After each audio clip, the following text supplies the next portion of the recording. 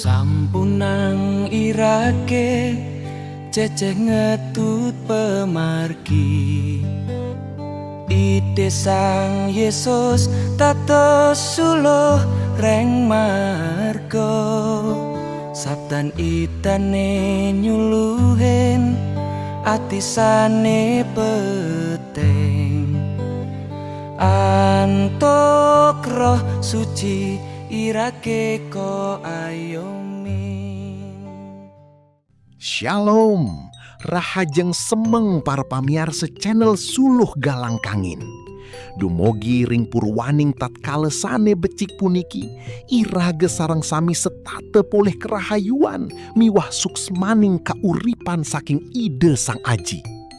Ring galah sane becik puniki, titiang jagi ngaturang dharma wicara sane kambil saking cakepan suci Yakobus siki pausan rolas sane kadi asa puniki.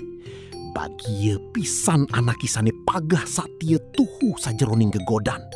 Santukan yening ipun merasi dayang lintangin gegodane punika, ipun jaga mole upah inggi punika urip sane sampun kajanjiang antuk ide Sang Aji buat sawatak anake sane astiti bakti ring ide.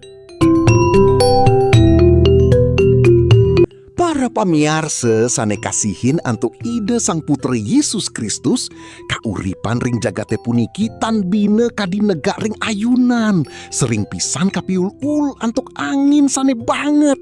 Nenten wenten manusia sane nenten polih pacoban utawi gegodan sajeroning uripne.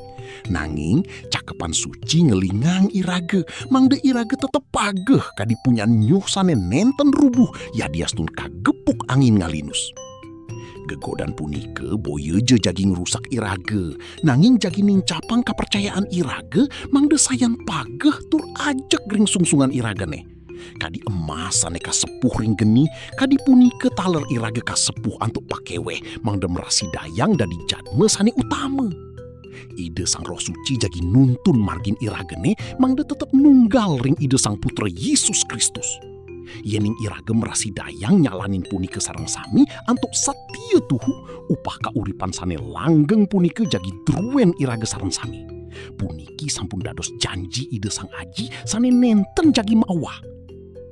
Dumogi ide Sang Aji state nyarengin pemargin iragene sareng sami.